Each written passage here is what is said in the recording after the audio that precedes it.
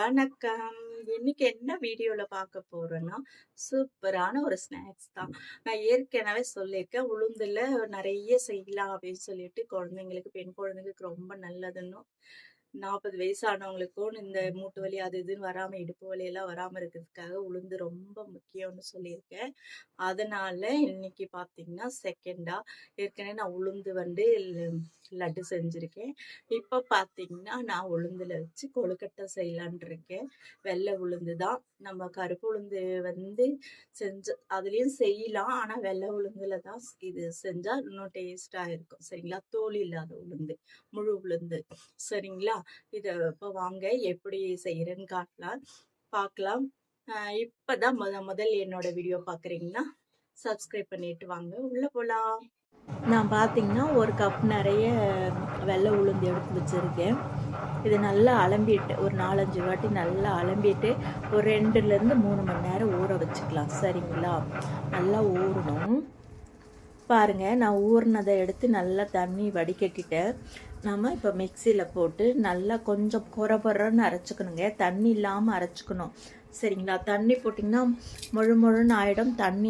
தண்ணியான பிரச்சனை இல்லை. ஆனால் வந்து முழுன்னு வரக்கூடாது. கொரன்னு இருக்க மாதிரி இருக்கணும். பார்த்தீங்களா? இந்த மாதிரி இருந்தால் தான் கொழுக்கட்டை நல்லா இருக்கும். மாவு ஆயிடுச்சின்னு வச்சுக்கோங்களேன், முழுன்னு வழுன்ட்டு இருக்கும். சரிங்களா? இந்த மாதிரி 1 2மா இருக்காமல் இருக்கணும். நீங்கள் இதிலேயே கூட ஒரு 2 பச்சை மிளகா, ஒரு வரமிளகா போட்டு அரைச்சிக்கலாம். நான் தனியாக போட்டுக்கலான்னு சொல்லிட்டு விட்டுட்டேன். இப்போ பாருங்கள், ஒரு வடைச்சட்டியில் எண்ணெய் விட்டுருக்கேன். கடுகு, உளுத்தம்பருப்பு, ஜீரகம், கடலைப்பருப்பு இதெல்லாமே போட்டுக்கலாம். நம்ம தாளிக்கிற எல்லா ஐட்டமும் போட்டுக்கலாம். சரிங்களா? எவ்வளோ மாவு நீங்கள் எடுத்துருக்கீங்களோ அதுக்கு தகுந்த மாதிரி நீங்கள் போட்டுக்கோங்க. சரிங்களா? நான் எல்லாமே ஒவ்வொரு ஸ்பூனாக போட்டிருக்கேன். இதனால் பொரிஞ்சோடனே பாருங்கள், ஜீரகம் நல்லா இருக்குங்க. அவ்வளோ டேஸ்ட்டாக இருக்கும். உடம்புக்கும் ரொம்ப நல்லது. இப்போல்லாம் இந்த மாதிரியெல்லாம் அடிக்கடிக்கு வாரத்தில் ஒரு நாளாவது இந்த மாதிரி செஞ்சு கொடுக்கணும். இப்போ பார்த்தீங்கன்னா, நான் பெரிய மலை வெங்காயத்தை சின்னதாக கட் பண்ணியிருக்கேன். அது ஒரு கப்பு நிறைய இருக்குது. எடுத்து போட்டுக்கலாம். மிளகா போட்டிருக்கேன். கிள்ளி சின்னதாக கட் பண்ணி போட்டிருக்கேன். பச்சை மிளகா 2, வரமிளகா 1. முடிஞ்ச அளவுக்கு மல்லித்தழையை நிறைய போடுங்க. கருவேப்பிலை மல்லித்தழை நிறைய போட்டிங்கன்னா அது வந்து நல்லாயிருக்கும். பார்க்குறதுக்கும் நல்லாயிருக்கும், சாப்பிட்றதுக்கும் நல்லாயிருக்கும். இப்போ நான் ஒரு டம்ளர் நிறைய தண்ணி விட்டுருக்கேங்க. தண்ணியை விட்டு நான் வந்து உளுந்துலேயே உப்பு போட்டிருக்கேன். நீங்கள் உப்பு போடாமல் அரைச்சிங்கன்னா இப்போ போட்டுக்குங்க. இப்போ என்ன பண்ணணுன்னா, நம்ம அரைச்ச உளுந்தை உடனே போட்டுக்கணுங்க. கொதிக்க வச்சு போட்டிங்கன்னா கட்டி மட்டியுமே ஆகிடும். ரொம்ப கஷ்டமாக இருக்கும் கிளறத்துக்கு. நீங்கள் தண்ணி விட்டவுடனே இருக்கிற உளுந்தெல்லாம் எடுத்து அதில் போட்டுக்கலாம். போட்டுட்டு நல்லா கலக்கிக்கலாம். சரிங்களா? ரொம்ப கொதிச்சப்புறம் போட்டிங்கன்னா கட்டி மட்டியுமே ஆகிடும். பார்த்தீங்களா? இப்போ பார்த்தீங்கன்னா கிளறினோடனே எப்படி இருக்குது. இதை வந்து நம்ம அடிப்பிடிக்காத கெட்டியான பாத்திரத்தில் நீங்கள் வச்சுக்கோங்க. சரிங்களா? அப்போ தான் உங்களுக்கு வந்து அடிப்பிடிக்காமல் இருக்கும். அடிப்பிடிக்காமல் நம்ம கிளறணுங்க. அது வேற இருக்குது. சிம்மில் வச்சு நல்லா கிளறணும். நான் ஒரு கையில் கேமரா வச்சுருக்கிறதால ஒரு கையில் தான் நான் எடுத்துகிட்ருக்கேன். அது உங்களுக்கு எப்போவுமே தெரியும், நானே தான் எடுக்கிறேன்ட்டு. இப்போ நான் ஒரு முடி தேங்காயில் கொஞ்சமாக ஒரு 1/4 முடி தேங்காய் போட்டு அரைச்சி அந்த தேங்காய் போட்டிருக்கேன். சரிங்களா? அப்புறம் நிலக்கடலை, முக்கியமாக நிலக்கடலை முழுசாக போட வேண்டாம்.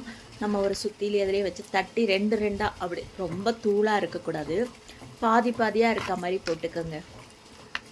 நிலக்கடலை ஒரு கைப்பிடி நிறைய போட்டுக்கிட்டிங்கன்னா நல்லாயிருக்கும். நல்லா சுருண்டு பாத்திரத்தில் ஒட்டாமல் வரணுங்க. அந்த அளவுக்கு நம்ம கிளறணும். அது கிளறல தான் இருக்குது. சரிங்களா? நம்ம தண்ணி எவ்வளோ விட்டாலும் பரவாயில்ல. ஆனால் கிளறது வந்து கைப்பிடி விடாமல் கிளறி நம்ம அந்த பக்குவத்துக்கு கொண்டு வரணும். அதாவது கையில் கொழுக்கட்டை பிடிக்கிறோம் பார்த்தீங்களா, அந்த பக்குவத்துக்கு கொண்டு வரணுங்க. அதனால் கிளறிட்டே இருக்கணும். அடி பிடிக்காமல் கிளறணும். எண்ணெய் நம்ம விட்ட அந்த எண்ணெய் எல்லாம் கொஞ்சம் கூட அப்படியே பபிள்ஸ் இட்டு வரும். இப்போ வேறு பாத்திரத்துக்கு மாற்றிக்கலாம். சூடாக இருக்கும் இல்லைங்களா, பிடிக்க முடியாது. நான் வேறு கப்பில் மாற்றிக்கிட்டேன். கொஞ்சம் சூடு ஆறட்டும். அதுக்குள்ளே இட்லி பாத்திரத்தை நம்ம வச்சுக்கலாம்.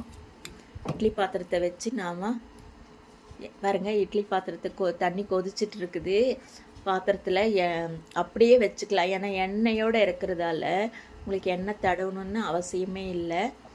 நமக்கு உருண்டையாக வேணும்னாலும் சரி, இல்லை கைப்பிடி மாதிரி வேணும்னாலும் சரி, நம்ம இஷ்டந்தாங்க. நம்ம ரவுண்டாக கூட பண்ணிக்கலாம். பாருங்கள், 1 2 உருண்டை பிடிச்சிருக்கேன், ஒன்று கைப்பிடி அளவு பிடிச்சிருக்கேன். ரொம்ப நேரம் வேக வேண்டாங்க, ஒரு 3 நிமிஷம் 5 நிமிஷத்துக்குள்ளே வெந்தாவே போதும். இதுக்கு சரியான கார சட்னி இருந்தால் நல்லாயிருக்கும். உங்களுக்கு விருப்பமான சட்னி வச்சு சாப்பிட்டுக்கலாம். நான் கார சட்னி, தக்காளி கார சட்னி தான் பண்ணியிருக்கேன். அவ்வளோ டேஸ்ட்டாக இருக்குங்க. உளுந்தில் செஞ்ச கொழுக்கட்டைன்னே யாருமே சொல்ல மாட்டாங்க. சாப்பிட்டு பார்க்கும்போது தான் அதனோட இது தெரியும். அதனால் கண்டுபிடிக்கவே முடியாதுங்க. அந்த அளவுக்கு டேஸ்ட்டாக சூப்பராக இருக்குது. எல்லாமே கொழுக்கட்டை செய்யலாம். ஆனால் உளுந்து கொழுக்கட்டை அவ்வளோ உடம்புக்கு நல்லது. சரிங்களா? நீங்களும் இந்த மாதிரி செஞ்சு பாருங்கள். அடிக்கடிக்கு செஞ்சு கொடுங்க. குழந்தைங்களுக்கும் சரி, பெரியவங்களுக்கும் சரி, ரொம்ப பிடிக்கும். பாருங்கள், தக்காளி கார சட்னி பண்ணியிருக்கேன். செம்மையாக இருக்குது தொட்டு சாப்பிடும் போது. நைட்டு டிஃபனே எங்களுக்கு இது தாங்க. அவ்வளோ நல்லா இருக்குது டேஸ்ட்டாக. பார்த்தீங்களா எப்படி இருக்குது? நீங்களும் இந்த மாதிரி செஞ்சு பாருங்கள். அட்டகாசமாக இருக்கும். உடம்புக்கு ரொம்ப ரொம்ப நல்லதுங்க.